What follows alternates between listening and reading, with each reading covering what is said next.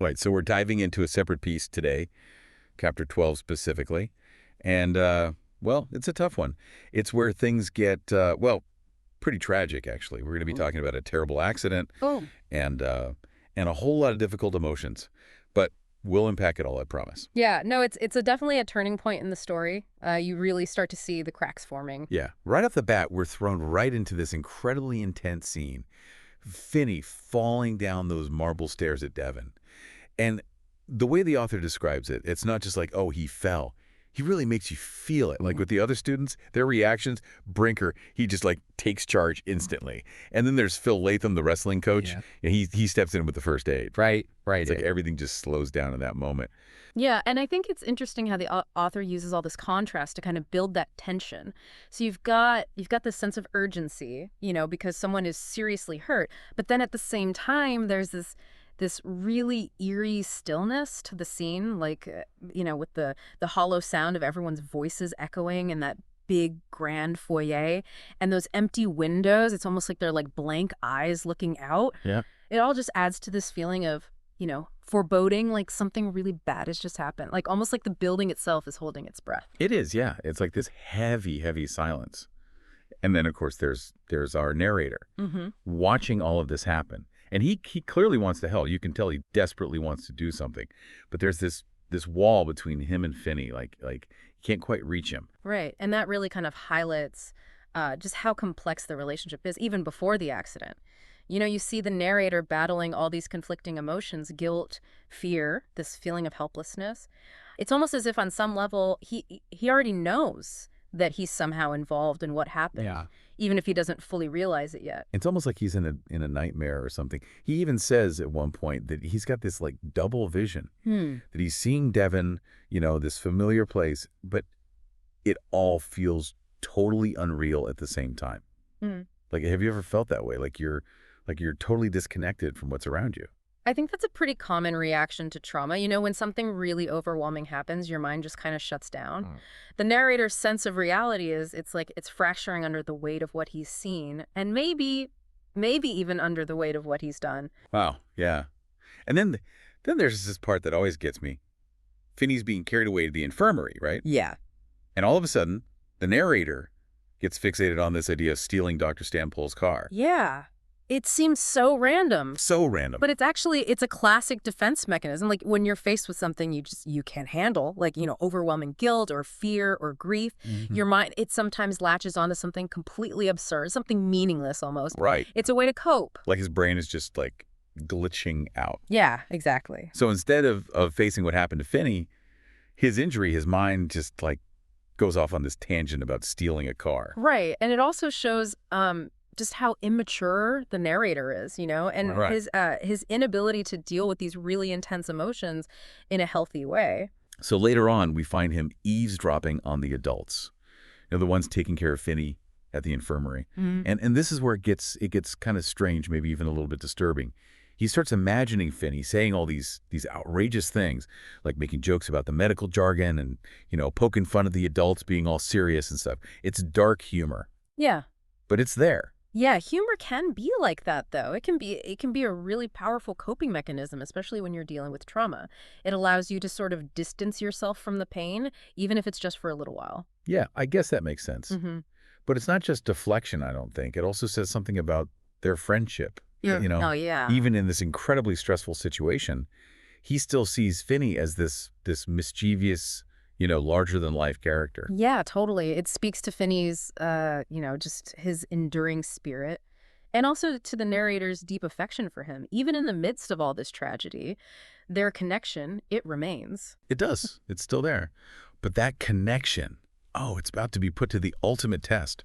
Because later that night, the narrator decides to climb up to Finney's window at the infirmary for a secret meeting. Boy. And this is where things get really, really intense. Because remember, Finney still doesn't know what actually happened on those stairs. Yeah. So he's hurt, he's confused, and he probably feels incredibly betrayed. And when the narrator finally confesses, admits that he played a role in the accident, well, Finney's reaction, it's heartbreaking. Oh, it is. You see all these emotions just, wash over him. Anger, disbelief, this desperate need to understand. But more than anything, there's this this profound sense of hurt. Like the narrator's confession has just like shattered his whole world. Yeah, it's like everything he believed in, everything he thought was true about their friendship, it just crumbles. Yep. It's almost too much for him to handle. You know, he breaks down, he's demanding to know the truth, but then he also needs to believe the narrator's explanation. Yes. It's clinging to their friendship, even though it's falling apart. Right. It's just so raw and painful. It really is. It's like this masterclass in depicting the complexities of guilt and forgiveness and the search for truth in a relationship that's been completely, damaged. And it leaves you wondering, can their friendship survive this? Can they come back from this? Yeah, the stakes are so high. And just when you think it can't get any more intense, Yeah. Vinny drops a bombshell. Well. He reveals something that changes everything. He says he's been writing to, basically every branch of the military in secret, desperately trying to enlist, even with his injury. Wow. It's like a complete flip from the Finney we thought we knew, right? I know. That carefree, athletic Finney, the one who was like almost oblivious to the war. And it turns out he's been carrying all this weight all along. It really makes you think, right? Like his whole "there is no war" thing. It wasn't Yeah. just some quirky philosophy. It was him protecting himself Yeah. from a reality he just couldn't face. Exactly. And it adds this whole other layer of tragedy to his accident, too. It's not just the physical injury. It's that it took away his chance to serve his country. And the way he talks about it, being rejected by the military, it's really tough to hear. Like he feels like he's been benched, like he's not good enough. Yeah. He's struggling with his identity, right? Finney's always defined himself through his, physical abilities, his athleticism, and now that's gone. So he's trying to figure out who he is in this world at war. And in this moment, where he's so vulnerable, the narrator does something pretty incredible. He tells this really elaborate story. Yeah. About Finney single-handedly, disrupting the entire war effort. It's a beautiful lie, but it's also so insightful. It is. The narrator taps into Finney's deepest desires, that longing to make a difference. He pictures Finney befriending the enemy, right? Like turning battlefields into baseball diamonds. And in the end, it causes so much chaos that, the war just stops. It's like a fairy tale almost. It is. But for Finney, it's a lifeline. It lets him believe that he can still have an impact, even though, he can't physically fight. Yeah. It's the power of imagination, of storytelling. It gives him hope when he needs it most. The narrator, even with all his guilt and confusion, he gives Finney that. He does. But, we all know how this goes. Reality has a way of hitting you right between the eyes. And that's what happens next. Dr. Stanpole comes in with the news. Finney died during the operation, during a routine procedure to set his leg. Oh, wow. Yeah, it's that suddenness that gets you, that utter senselessness. You're going along, wrapped up in this, hopeful fantasy, and then, bam, reality hits. Death. Just like that. And the narrator, the way he reacts, he says he feels no grief, outwardly. He says it's like it's his own funeral. Chilling. It's definitely survivor's guilt, but it's more than that too, isn't it? Yeah. The narrator's wrestling with, a fundamental question of identity. Who is he now without Finney? What's his place in a world that suddenly feels so empty? And the author doesn't give us any answers. He leaves us with that image. Yeah. The narrator at Finney's funeral, completely numb, totally disconnected from everything. Yeah, it's such a powerful image of grief, but it also suggests, a paralysis. The narrator's stuck. He can't move forward, can't process this loss. So where does this leave our narrator? What happens to him now? That's the question, right? That's what sticks with you. And it's a testament to the author's skill that he doesn't tie everything up neatly. He leaves these, these unresolved questions, makes you really grapple with loss and the impact of trauma, how it lingers. A separate piece. It's not just a coming-of-age story. It's about the fragility of innocence, the weight of responsibility, and, the power of memory. The way it stays with you. It makes you think about your own relationships, how you deal with guilt and fear, how you find meaning in a world that can feel, pretty chaotic at times. And as we wrap up our deep dive, we're going to explore those questions, Yeah. how the novel handles them, and what it tells us about being human. We talk about this idea of haunting in a separate piece, right?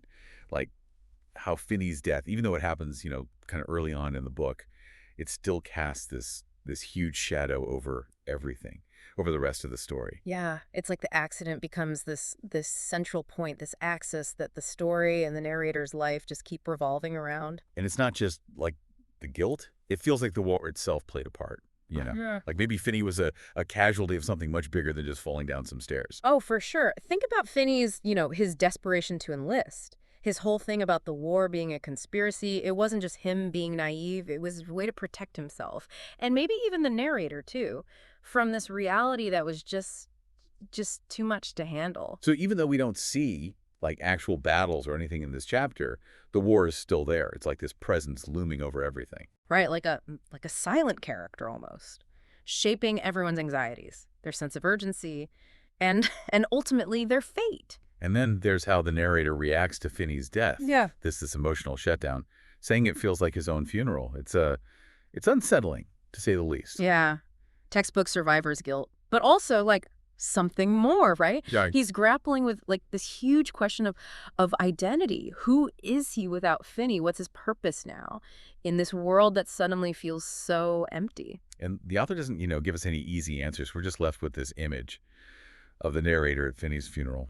Totally numb. Like he can't even connect to his own feelings. It's powerful, this image of grief, but it also suggests like a kind of paralysis. He's frozen, he can't go on, can't truly deal with what's happened. So what now? What happens to the narrator after all of this? That's the big question, right? And I think what's so brilliant is that the author doesn't wrap everything up. He leaves us with these loose ends, these unanswered questions, and it makes you, really wrestle with loss and how trauma it sticks with you. It makes a separate piece more than just a coming of age story. You know, Yeah. it's about losing your innocence Mm. and the weight of responsibility and the power of memory, how it can haunt you. Makes you think about your own relationships, how you face your own guilt, your own fears, Yeah. how you find meaning in a world that can feel, well, pretty messed up sometimes. Yeah, it does. Well, that about wraps up our deep dive into a separate piece. It's a powerful book, Yeah. a real gut punch, but it's also incredibly insightful. Yeah. And I think it's one that stays with you long after you finish it. It does. And I think what's so interesting about looking closely at this chapter is it makes you think about your own separate piece. What are those things we hold on to, even when we face loss, when things change? What are the stories we tell ourselves to make sense of it all? Those are some great questions to think about. And maybe exploring those questions can help us find our own way towards, healing Right. and understanding. And maybe, just maybe, a little bit of peace.